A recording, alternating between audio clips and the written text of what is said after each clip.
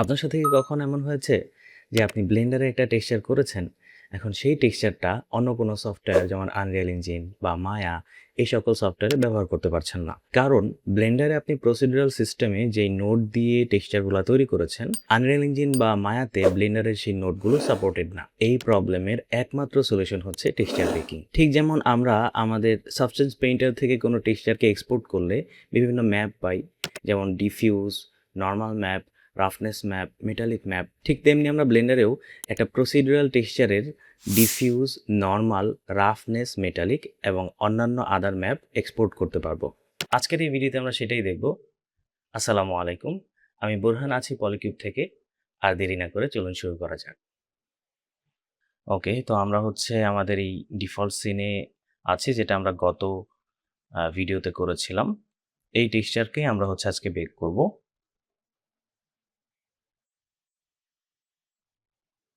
আমি এখানে আমাদের স্ক্রিন কাস্টটাকে অন করে দিচ্ছি যাতে আপনারা বুঝতে পারেন আমি কি করছি।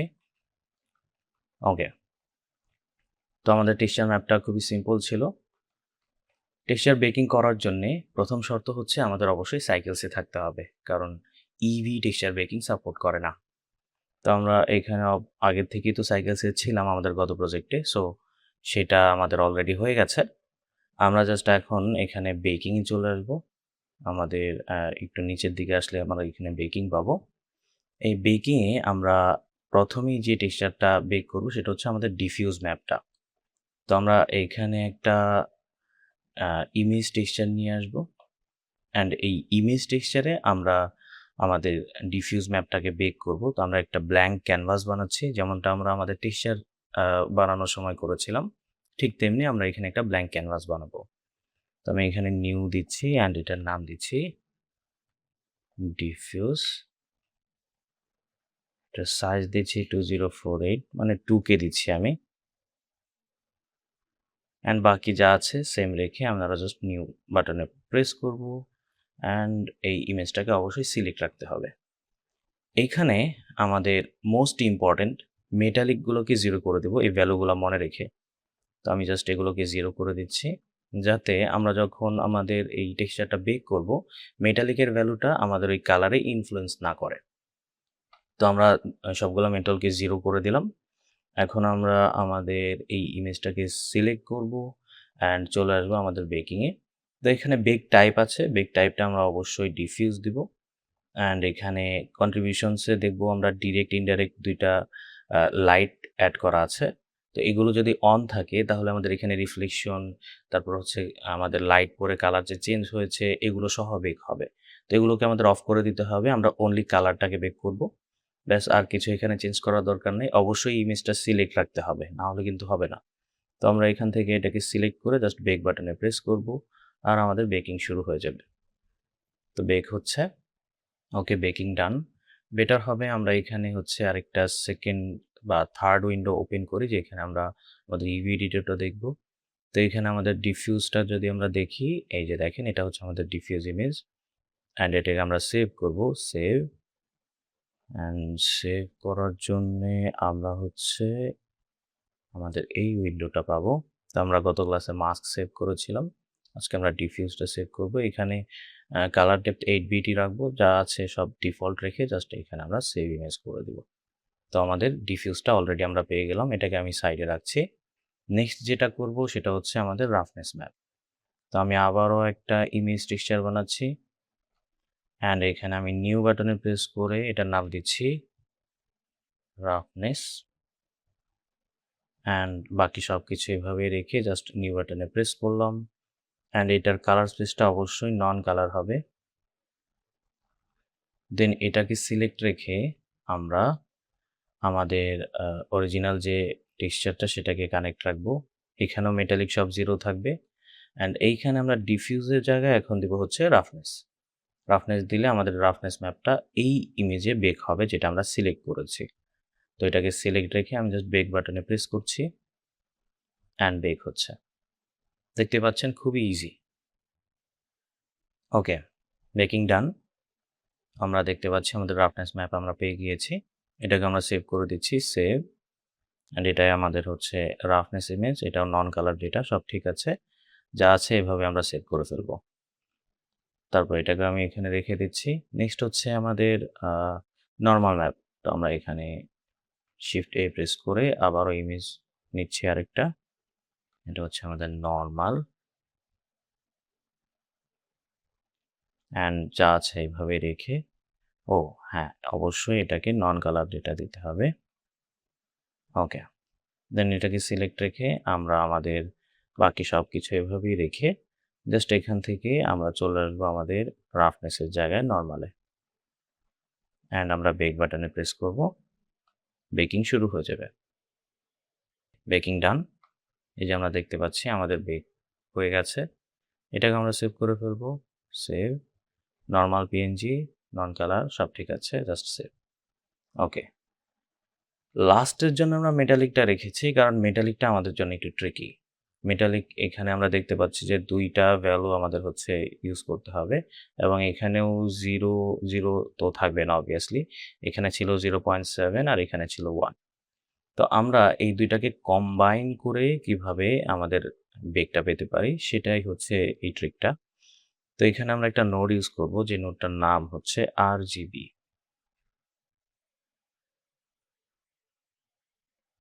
ওকে, RGB লিখলে আসছে না, সো আমরা কালার লিখি জাস্ট। ওকে, RGB কালার ছিল আগে নাম, এখন কালার হয়ে গেছে।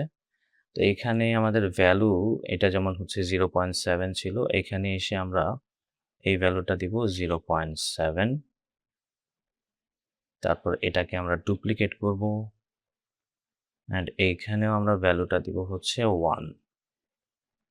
তো এই ২ টাকে এখন আমরা মিক্স করব, সরি।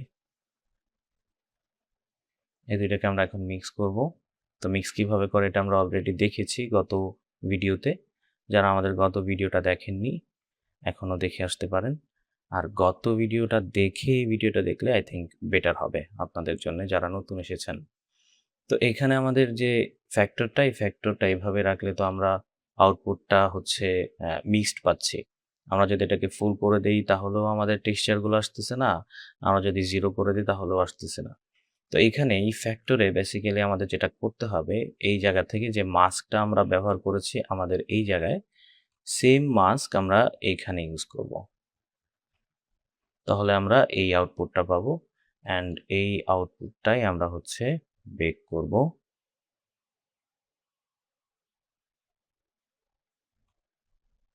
ওকে। এটা বেক করার জন্যে আমাদের একটা ডিফারেন্ট শেডার নিতে হবে। কারণ আমরা যদি এখানে হচ্ছে আমাদের নরমাল বা বেকের টাইপের এখানে যখন আমরা যদি আমাদের বেক টাইপের এখানে আসি, এখানে দেখব মেটালিক নামে কোনো বেক টাইপ নাই। তো এর জন্যে মেটালিক টেক্সচারটাকে বেক করার জন্যে আমাদের একটা ইমিশন শেডার নিতে হবে অ্যান্ড এটাকে আমি ইমিশনে কানেক্ট করব অ্যান্ড এইটার প্রিভিউটা দেখব যে সেম দেখাচ্ছে অ্যান্ড আমরা এখান থেকে নরমালের জায়গায় চলে আসবো ইমিশনে অ্যান্ড এই ইমিশন টেক্সচারটাকে বেক করব। তাহলেই আমরা আমাদের মেটালিক টেক্সচারটা পেয়ে যাব। জাস্ট আমি এখানে বেক করছি। সরি, আমাদের অবশ্যই হচ্ছে একটা ইমেজ ক্রিয়েট করতে হবে, নয়তো হবে না। তো শিফট এ থেকে আমরা একটা ইমেজ ক্রিয়েট করছি, এটার নাম দিচ্ছি হচ্ছে মেটালিক। সবকিছু সেম রেখে নিউ অ্যান্ড এটাও হবে নন কালার। তো এটাকে সিলেক্ট করে আমরা বেক বাটনে প্রেস করব অ্যান্ড বেক হয়ে যাবে অ্যান্ড বেকিং ডান। এই যে আমাদের মেটালিক টেক্সচারটা আমরা পেয়ে গিয়েছি, এটাকে আমরা সেভ করে ফেলবো। সেভ, মেটালিক পিএনজি, বাকি সব কিছু সেম আছে, ডান। তো এই যে আমরা 4টা টেক্সচার আমরা পেয়ে গেলাম। এই 4টা টেক্সচার এখন আমরা জাস্ট একটা প্রিন্সিপাল বিএসডিএফ এ কানেক্ট করব। এটাকে আমি ডিসকানেক্ট করতেছি। এখান থেকে আমরা প্রিন্সিপাল বিএসডিএফ এ আসবো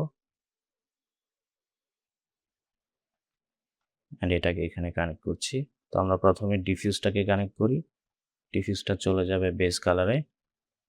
দেন আমাদের রাফনেস আছে, মেটালিক আছে। আমরা মেটালিকটাকে আগে দিচ্ছি, রাফনেসটাকে পরে দেই। ওকে, আমি জাস্ট এগুলোকে কানেক্ট করে ফেলবো।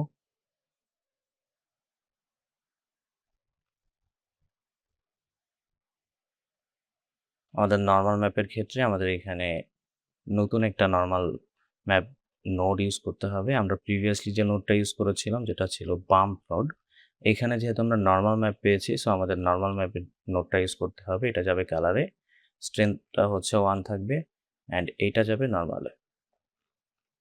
এই।